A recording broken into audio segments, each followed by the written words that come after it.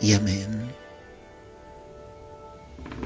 Aleluya, mis amados, Dios los bendiga grande, poderosamente en esta nueva mañana. Qué bueno que estemos aquí conectados a través de este medio, recibiendo la palabra de Dios, con un corazón que necesita, que sabe que el Señor es nuestro todo, que el Señor es esa roca, esa fortaleza en nuestras vidas. Y hemos denominado este mensaje en esta mañana una esperanza viva. Cuando hablamos de una esperanza es precisamente la confianza que hay en el corazón de saber de que lograremos algo. Y definitivamente nuestra esperanza pues está en Cristo. Nuestra esperanza definitivamente, iglesia, está en el Señor. Quiero que vayamos inicialmente a la carta a los Efesios, el capítulo 2, el verso 11 y 12. Allí vamos a empezar a entender lo que el Señor nos quiere ministrar en esta hora. Efesios 2, verso 11. Por tanto, acordaos de que en otro tiempo vosotros, los gentiles, en cuanto a la carne, erais llamados incircuncisión, por la llamada circuncisión hecha con mano en la carne. En aquel tiempo estabais sin Cristo, alejados de la ciudadanía de Israel y ajenos a los pactos de la promesa, sin esperanza y sin Dios en el mundo. Amén y amén. Cuando el apóstol Pablo está refiriendo este pasaje, él está diciendo allí claramente a aquellos que han llegado a Cristo, ¿sí? Que ellos se encontraban antes en el mundo sin una esperanza, sin Dios. Es decir, que al llegar a Cristo, iglesia, definitivamente viene una esperanza total, plena a nuestras vidas. Y es lo que nosotros debemos reconocer fielmente en esta hora, iglesia. Como Dios, al llegar a un corazón, Él trae esperanza. Lo que ya parecía perdido, lo que sencillamente no tenía una meta, un proyecto, un prospecto, en Cristo Jesús, Él vuelve a renovar nuestra fe y esa esperanza ahora es puesta en Cristo Jesús. En el contexto literal, obviamente el apóstol Pablo está hablando de la salvación. Y dice que aquellos que están sin Cristo pues no tienen esperanza de vida eterna. Lo único que les espera es una condenación eterna, lejos de Dios. Pero al llegar fielmente a los pies del Señor, nosotros podemos reconocer cómo esa esperanza viene, una esperanza de salvación. Pero yo quiero que miremos hoy a través de la palabra lo que trae la esperanza en Cristo. ¿Qué logra esa esperanza en el Señor? ¿Sí? Cómo Dios actúa en medio de las circunstancias para darnos esperanza. Quiero que vayas inicialmente entonces allí a primera carta de Juan, el capítulo 3. Primera carta del apóstol Juan, capítulo 3, el verso 3. Y mira lo que dice acá la preciosa palabra del Señor. Y todo aquel que tiene esta esperanza, en Él se purifica a sí mismo, así como Él es puro. ¿Cuál es esa esperanza? Mira el contexto, verso 1. Mirad cuál amor nos ha dado el Padre para que seamos llamados hijos de Dios. Por esto el mundo no nos conoce, porque no le conoció a Él. Amados, ahora somos hijos de Dios. Ojo con esa expresión. Ahora somos ¿qué? Hijos de Dios. Y aún no se ha manifestado lo que hemos de ser. Pero sabemos que cuando Él se manifieste, seremos semejantes a Él porque le veremos tal como Él es. ¿De qué está hablando el apóstol Juan acá? De la vida eterna. Dice, el día en que el Señor, obviamente, venga por nosotros, estaremos con Él, le veremos tal y como Él es. Recuerda que hay una palabra en la Escritura que es inmolado. La palabra inmolado significa que nosotros le veremos con las huellas de lo que fue su sacrificio, ¿cierto? Cómo sus manos fueron traspasadas, ¿sí? Las heridas que habrá en su cuerpo, nosotros le veremos a Él inmolado, pero a la vez glorificado en el cielo, sentado a la diestra del Padre. Y el apóstol Juan está diciendo claramente, le veremos a Él tal como Él es decir, le veremos en su gloria, le veremos reinando, le veremos fielmente, y el hecho de que veamos esas heridas será el testimonio fiel de lo que Jesucristo hizo por todos nosotros. Ahí es donde él dice, y todo aquel que tiene esta esperanza en él. ¿Cuál es esa esperanza? Esa esperanza es de que un día estaremos con él. Esa esperanza, iglesia, es de que un día le veremos, que estaremos en ese reino eterno con el Señor, que el Señor vendrá entre las nubes y nos llevará para que estemos para siempre con Él. En el cristiano hay esa esperanza. Y dice acá que esa esperanza en Él, sí, hace que se purifique a sí mismo, así como Él es puro. Todo aquel que tiene esta esperanza en Él, en Cristo Jesús, se purifica a sí mismo, así como Él es puro. Es decir, que la esperanza de encontrarnos con Él hace que nos purifiquemos, que nos alejemos de lo que es el mundo, que nos guardemos de la contaminación de este mundo, porque nosotros no estamos en pos de las cosas de este mundo. El Hijo de Dios está en pos de buscar a Dios, de orar, de congregarse, de estudiar la palabra, de recibir de Él. O sea, Él está purificándose a través de esa esperanza, de saber que el Señor regresará pronto por su iglesia. Eso es la convicción, iglesia, que nosotros debemos tener de cómo el Señor sencillamente está allí con nosotros, de cómo Dios ha prometido que volvería. Jesús dijo claramente allí en el Evangelio de Juan, el capítulo 14, dijo, voy pues a preparar morada para vosotros, para que donde yo esté, vosotros también estéis. Ahí estaba la promesa. ¿Y bajo qué esperanza vivían los apóstoles? Bajo esa promesa que Jesús les había hecho. Cuando tú lees las cartas paulinas, las escritas por el apóstol Pablo, él siempre hablaba confiado, seguro de que Cristo volvería y que él seguiría en el arrebatamiento. Él tenía la convicción que la promesa que Jesús había hecho se cumpliría fielmente. Cuanto más nosotros cuando vemos las señales que están ocurriendo a nuestro alrededor. Mientras tú tengas esa esperanza te va a purificar, vuelvo y te repito, te va a alejar de lo que el mundo te está ofreciendo constantemente. En el libro de Proverbios, ve allí conmigo, Proverbios 10, el verso 28, mira lo que dice la palabra del Señor. Proverbios 10, verso 28. Dice la Escritura, la esperanza de los justos es alegría, mas la esperanza de los impíos perecerá. Amén y amén. Qué impresionante lo que el proverbista está diciendo acá, iglesia, porque él está mostrando y está diciendo, la esperanza de los justos es alegría. La esperanza del justo, del que ha sido justificado en Cristo Jesús, ese que ha sido lavado con la sangre del Cordero. Su esperanza no está en esta tierra. Su esperanza no está en tener un excelente trabajo. Su esperanza no está en conseguir un título, una carrera universitaria. Su esperanza no está en conseguir dinero sobre esta tierra que mejore aparentemente su calidad de vida.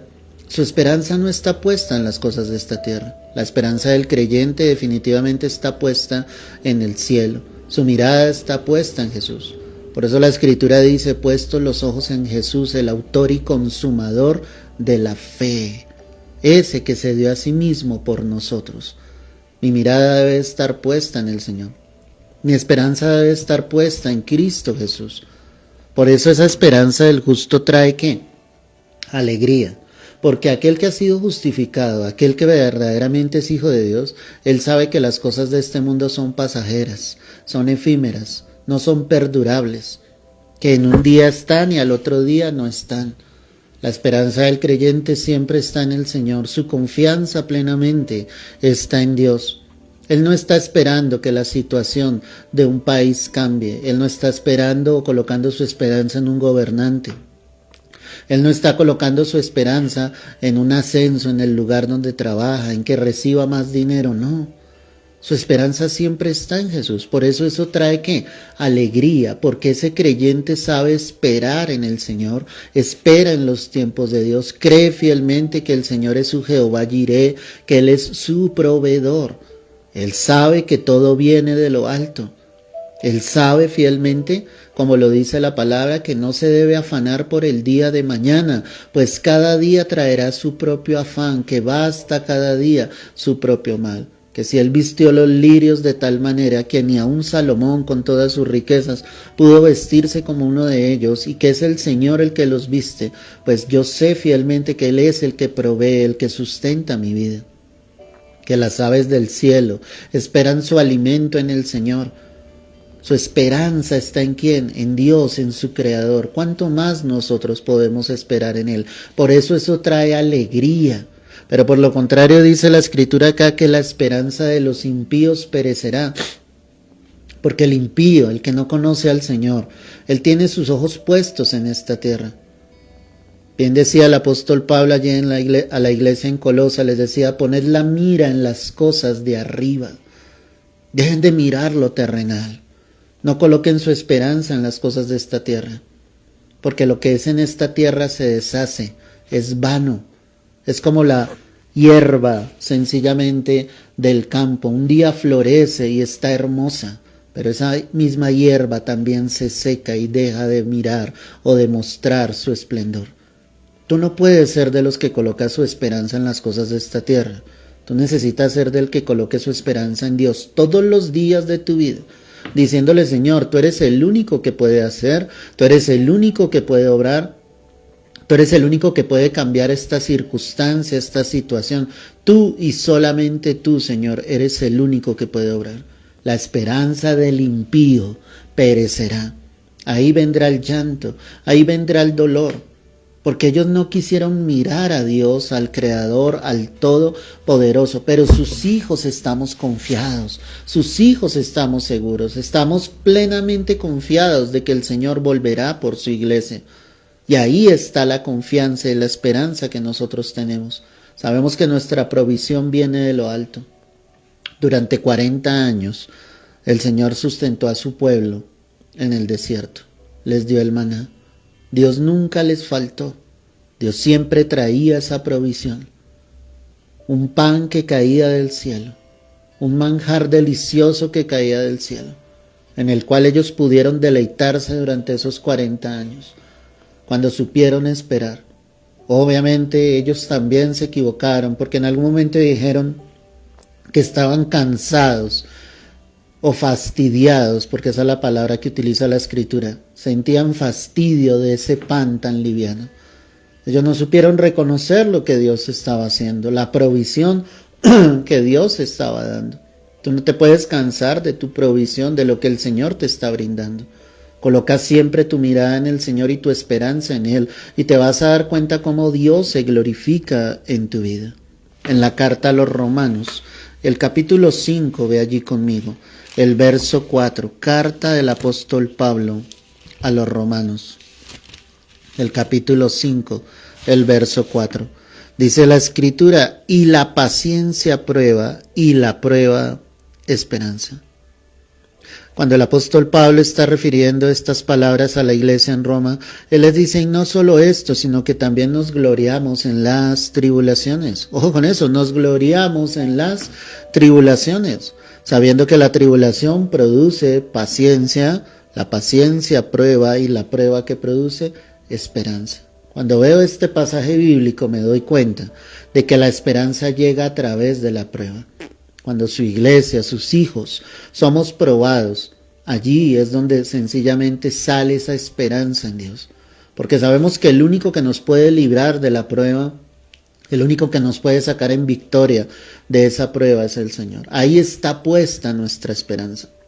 Nuestra esperanza no está puesta en lo que podamos hacer en nuestras fuerzas. Nuestra esperanza no está puesta en nuestra inteligencia, en nuestra sabiduría, en nuestro poder, en nuestros talentos.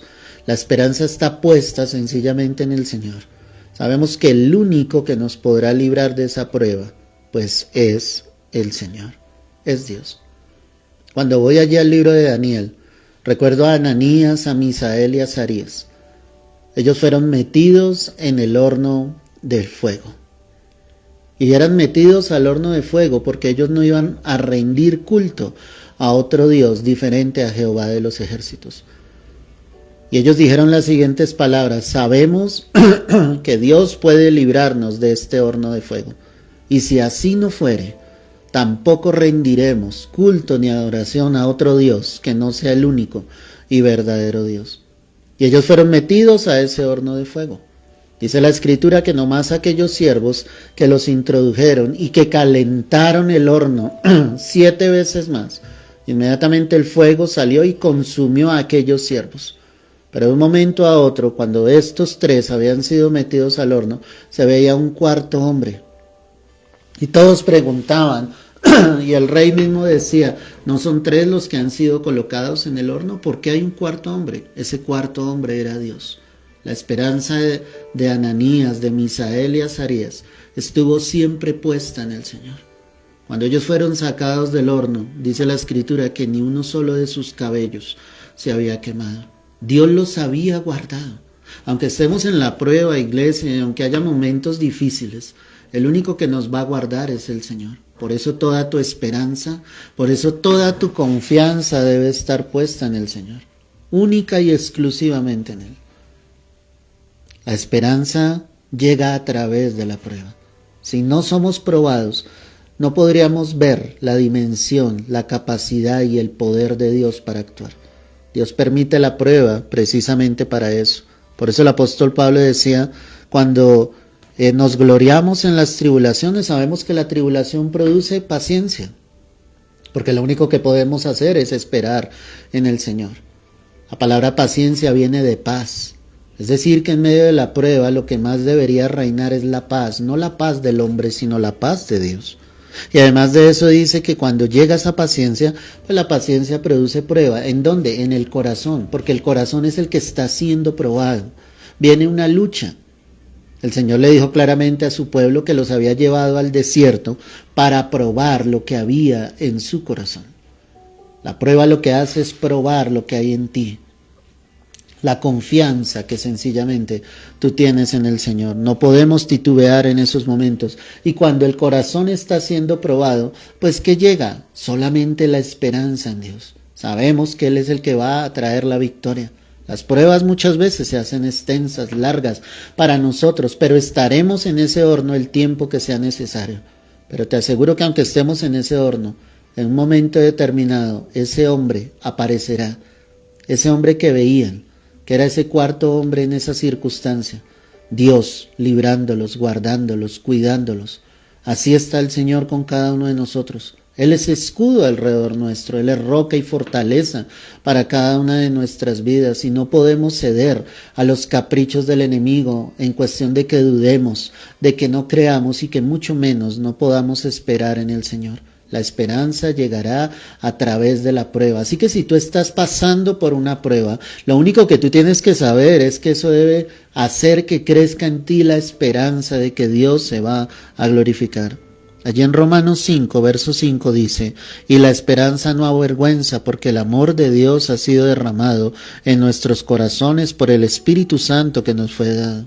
Una cuarta característica de esa esperanza es que la esperanza jamás te dejará en vergüenza. Cuando tú esperas en el Señor, Dios no te va a dejar en vergüenza.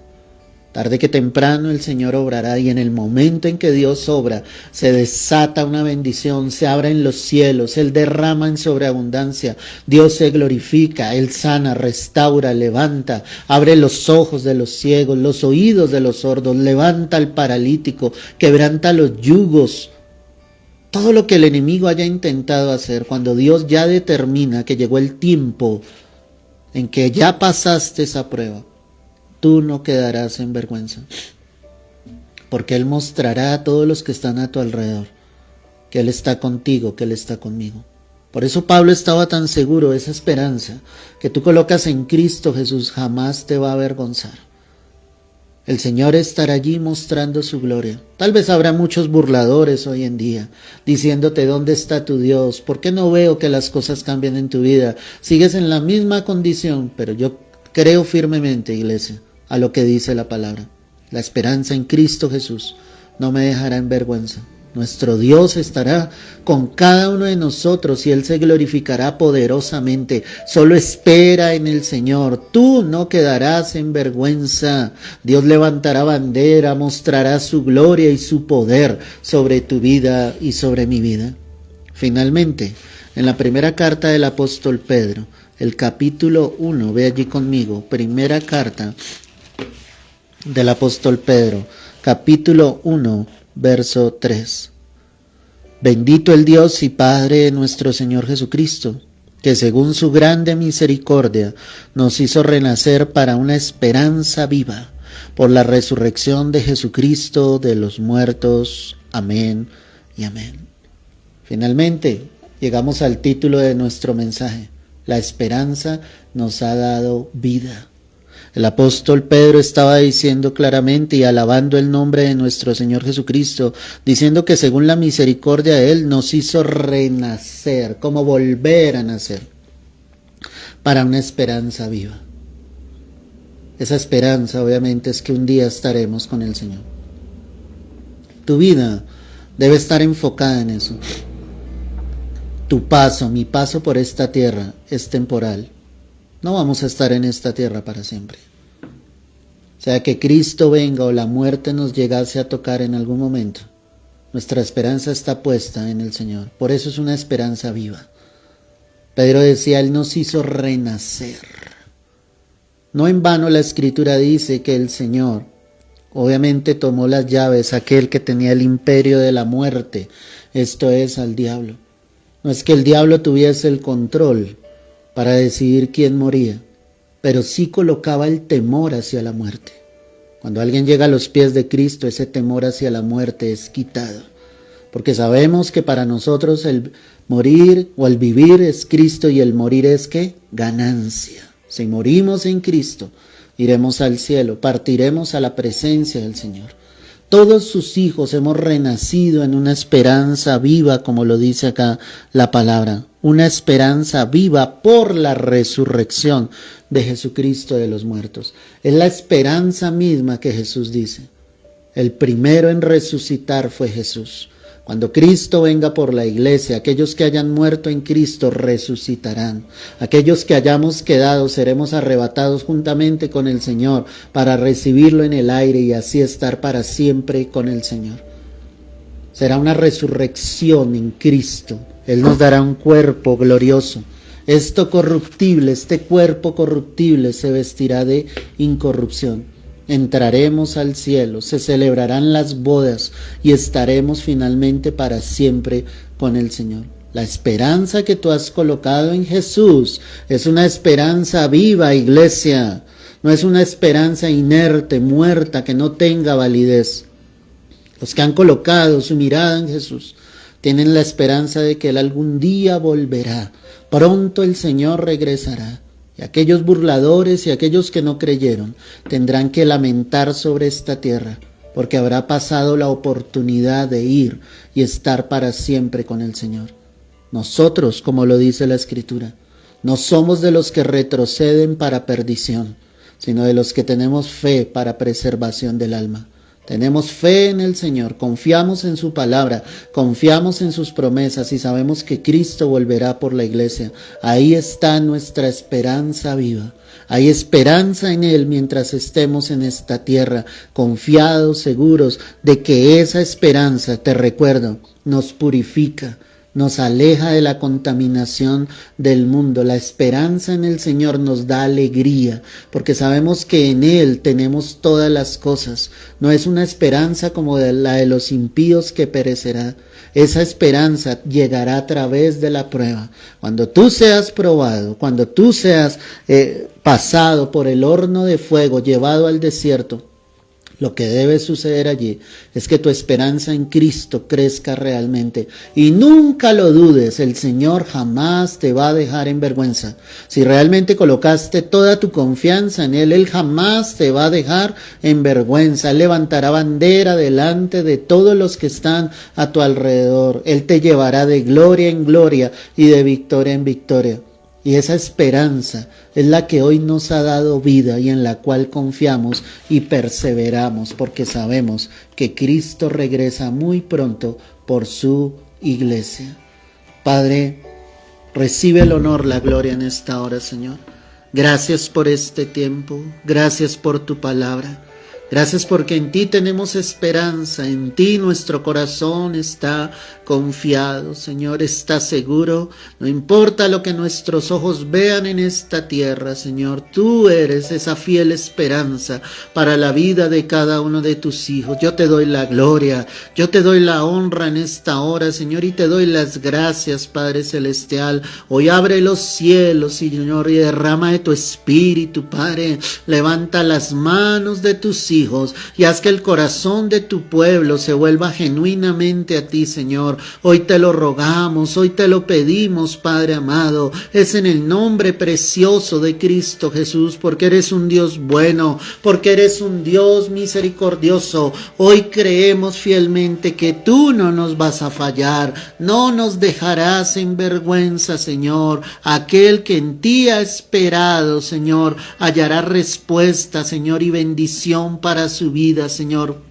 Porque fiel es aquel que lo prometió. Te damos la gloria, te damos el honor a ti, Señor. Es en Cristo Jesús. Amén y amén.